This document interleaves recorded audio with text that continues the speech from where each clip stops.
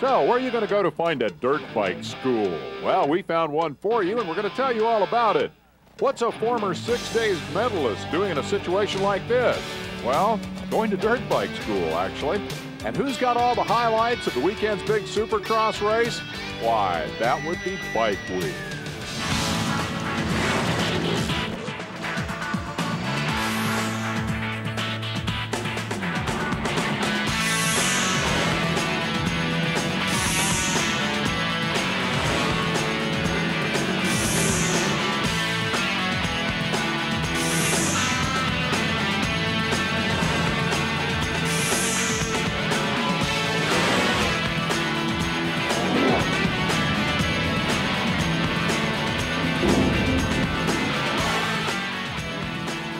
Motocross. There are lots of people who think it's the most fun you can have on a dirt bike.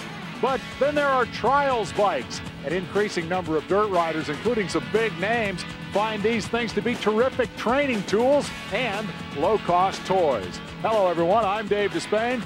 Welcome to Bike Week. One of the things I've always liked best about motorcycling is the variety of ways you can have fun on two wheels. I mean, take dirt riding. Look at all the things you can do with a dirt bike. But where are you going to learn the basics? Right out there, putting around those cones. Welcome to MotoVentures. Located between San Diego and Los Angeles, MotoVentures is the brainchild of lifelong enthusiast Gary LaPlante. The training is for everybody from a beginner or a novice all the way up to somebody who's an expert. I believe that we can teach almost every rider, and especially to street bike riders. It's an acknowledged fact that any sort of dirt riding experience that you can get will make you a better rider overall. We emphasize control, and we emphasize that people get the proper instruction. They come to us and get the proper instruction so they can maintain control on their motorcycles and therefore not get hurt. Gary's curriculum includes a variety of drills designed to develop particular skills, along with lectures about the basics. To be a good dirt bike rider, you've got to stand up. It's important that you stand up. If you don't want to stand up and ride dirt bikes, that's fine. But your performance limit or capabilities will only be so high. Only when you stand up can you really get the most out of dirt bikes. There's an energy conserving position, which is where you're leaning, your hips come forward a little bit, and you're leaning forward. Now remember, you're accelerating, you've got the wind, so you've got all your weight placed over your feet, and you don't have a lot of weight on your arms. Quiet your upper body so that you're able to steer the motorcycle with your feet. Think about peg pressure, and think about steering the motorcycle with your feet and your lower body, and not so much your upper body. Your leg muscles are the biggest muscles in your body, and you can carry a lot of weight over those legs. If you try to pull back on the handlebars and do everything with your upper body, you're going to wear yourself out very quickly. Gary mentioned it at the top. In addition to Dirt Bike 101, for those of us who need to begin at the beginning, he can also tailor his curriculum to, shall we say, more advanced riders. For example, here's 10-time Baja winner Larry Rossler, along with 6 days medalist Fritz Kadlick, who's getting his first taste of a trials bike. Here's Fritz crashing his brains out. That's the kind of thing serious dirt riders classify as fun. More to the point, he crashed his brains out repeatedly, and that's the kind of thing serious dirt riders classify as admirable determination. Oh, that's so close! One more time. We'll have more of that, plus more basic training and Supercross too, when Bike Week continues. Okay, guys, you ready to go for a ride? Let's go down and do a little assessment ride, and then we'll begin our exercises, okay? Let's go. Gary says that in a 10-minute evaluation ride, he can easily figure out what level of instruction any student needs. And while we go off to be evaluated, you're going to go for a field trip up the road to Anaheim, California for the EA Sports AMA Supercross highlights. Dirt riding doesn't get any more serious than that. Your chaperone is Larry Myers. Now back to the classroom for more Dirt Bike 101 with Gary LaPlante. I recommend that you guys, when you ride, that you keep 2 fingers on the clutch in case you go so slow that the engine wants to stall. It's a good idea to keep 2 fingers on the clutch and 1 or 2 fingers on the front brake. Now what we're trying to do is achieve balance and not put our feet down. Let me show you how to do that. Go ahead and stand up. Okay, get you balanced here. Okay, you're about to make a left-hand turn, so you would turn the handlebars and you'd lean the bike, but now you've got to shift your weight over to the side here, Dave. Get your hips over this way. And another important thing I want to point out here, guys, is that imagine there's a straight line between your shoulders here. Keep it parallel with the handlebars. So he's got the bike fully turned left, he's got 2 fingers on the clutch, 1 finger on the brake, and he's counterbalancing. He's shifted his hips off to the side here. He's got his shoulders parallel. He's kind of in the perfect position there to be doing a tight turn. The lecture absorbed, it's off to the range to put our new skills into practice. Let's see how Despain's doing. Not very good, Dave. What do you call that? You got to pull in, you got to be a little more proactive there, Dave. Now see, that's an indication that you weren't counterbalancing enough.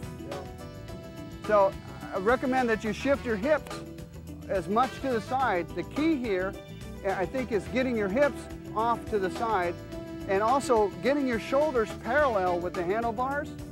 So if you're like this, if your shoulders are parallel, biomechanically, and it's typical for somebody who is new to this exercise to be leaning back and what I call pressurizing your upper body.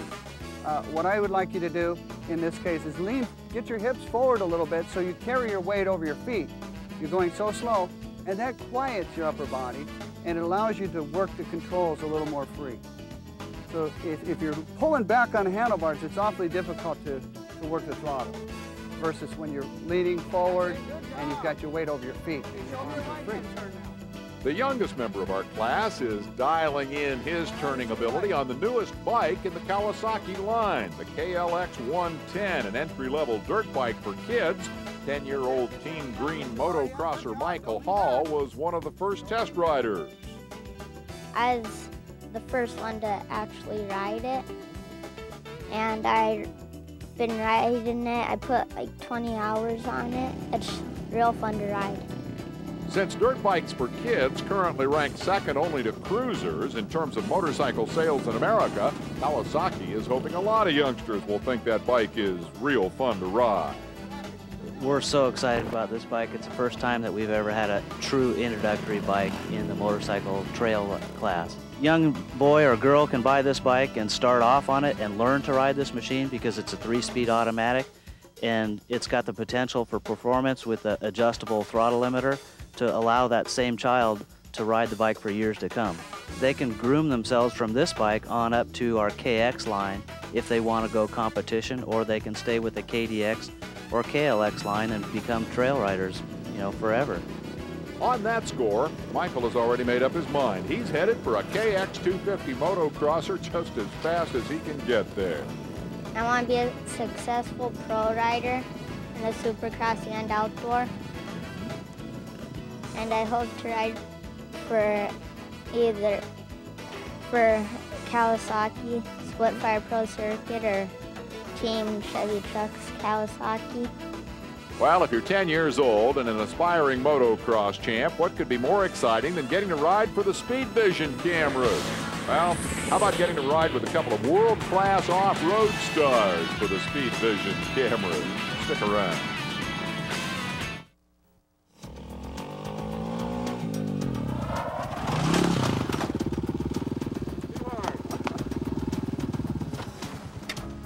That was a little too much front brake, I'd say. Normally in these school shows, it's my job to play the fool. In this case, Kawasaki's Nate Raba generously volunteered to share that role during the front brake exercise. Thanks, Nate. This surface here is very slippery. It's got a hard pack and it's really slippery. That's why you got to be real progressive.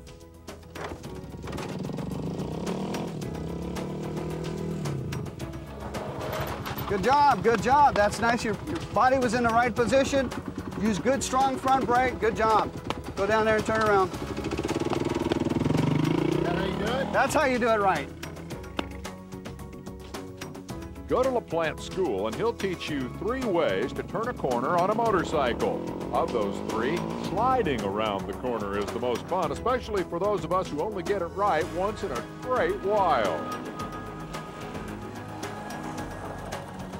That's perfect, Dave. That's perfect. That's perfect. Each time, do it a little different, a little harder, a little more spin, but that was perfect. In fact, turning a corner this way is so much fun, some of us just kept on turning. Now that's a slide. MotoVentures Ranch includes a variety of terrain where we get an opportunity to try out the techniques we're learning in a real-world situation. The theory is in deep sand, you keep the weight back and the throttle on. And if this is school, how's this for recess? After the sand wash, some of us are going off in search of the oxygen bottle, but Michael Hall grabs the opportunity to go trail riding with a couple of world-class dirt guys. Larry and Fritz have competed in the most prestigious off-road competitions in the world, but this kind of riding is still what they love to do for fun. And while those kids go play, we'll take the opportunity to meet a particularly interesting member of our little class. Don't come from a motorcycle family. Got into it from a friend. He took me out one day on a Suzuki. I fell in love with it that day, and then since then I've been out riding. Amber is an ambitious young woman who quickly advanced from riding to racing. Just do local races, some GPs, a little bit of just amateur type racing, that type of thing. Just trying to, get my foot in the door and have a little fun, because that's what it's about. Less competitive, more for fun. Amber's ambition extends to her career aspirations. She wants to be an environmental lawyer, but working on behalf of off-road motorcyclists. Cool. I thought, well, what do I want to defend? What do I want to take up for, and what do I want to use this? And then I started riding, and I hear about places all the time that are being shut down. You go, oh, that would have been really cool to ride there, but it's closed now. And I thought, well, why not take it to the environmental aspect? So, and that's how that came along, because I thought it would be a blast to incorporate my hobby with, and defending it and protecting our rights and our lands. Now that type of thinking coincides nicely with our instructor's philosophy. Well, the first thing that I want to emphasize is that we all be responsible when we ride our dirt bikes off-road. Everything about what we do, we've got to be very respectful of others. I think this is the very first thing that new dirt bikers or any motorcyclists have to understand is that we've got to all get along. We've got to all get along, and if LaPlante has his way, we've got to all get a trials bike. Back with more MotoVentures fun in a moment. Now here's an example of the kind of thing dirt riders routinely do, the kind of thing that leads me to want my body armor. Fritz Kadlec may have been a 6 days medalist, but he's never before ridden a trials bike. 10 times Baja winner Larry Rossler discovered trials bikes in an episode of Motorcyclist right here on this network, right here at LaPlante's ranch. So Larry brought Fritz out to introduce him to this kind of fun. Dirt riding instructor Gary LaPlante knows a training tool when he sees one. I believe there's no better way to develop all the proper skills that you need than with a trials bike. Clutch control, weight distribution, using your legs, throttle control, brake control, all the real basics can be really learned and emphasized in trials at a low speed.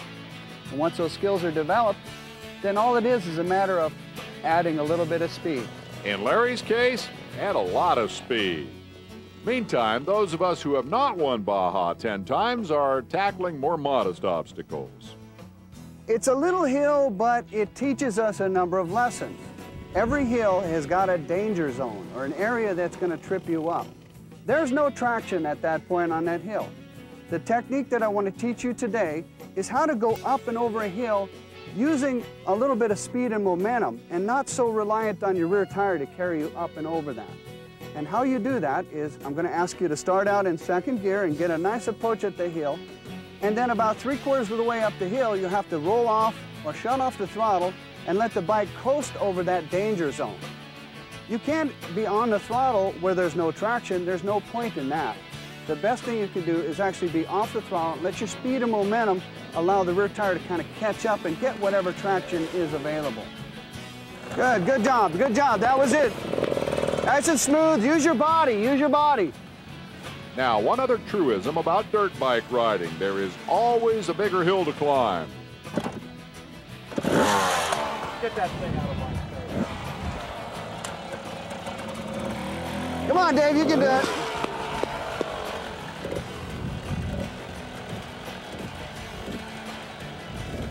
Probably didn't help that I missed the second gear, you know? Yeah, no, you got to shift there one.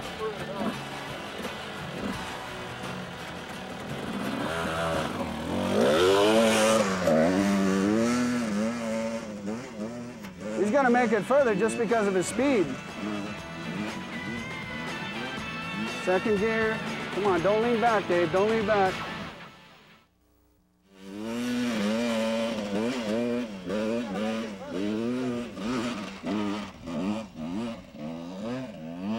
Okay. I never claimed to be a candidate for National Hill Climb Champion, but now that you got me up here, LaPlante, how am I supposed to get back down?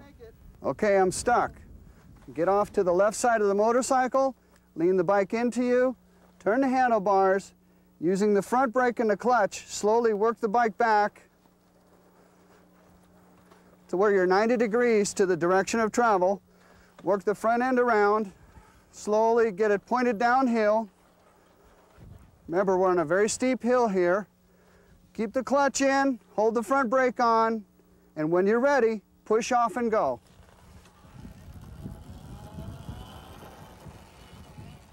This is pretty neat when you think about it. Dave Despain, he's not a spring chicken. But look at him. He's trying it, you know, and that's impressive. No, and he's doing good. But this is what dirt bikers do. They're going to laugh when they see this because this is typical dirt bike riding. Hey, man, did you see that hill we got stuck on? You know what? I'll bet I get lots of opportunities to practice my K turns. And with that, we're out of time. And in closing, let's reinforce the point that dirt riding is great fun, to quote the old cliche, for kids of all ages. Young or old makes no difference. We can all have fun on a dirt bike, and that's one of the reasons dirt riding is such a great family activity. Of course, off-road motorcycling is like everything else in life. The better you can do it, the more fun you're going to have, and Gary LaPlante is out here in Southern California just itching for the opportunity to help you ride a dirt bike better. I'm Dave Despain. That's Bike Week. See you next time. Good job, good job. That was perfect.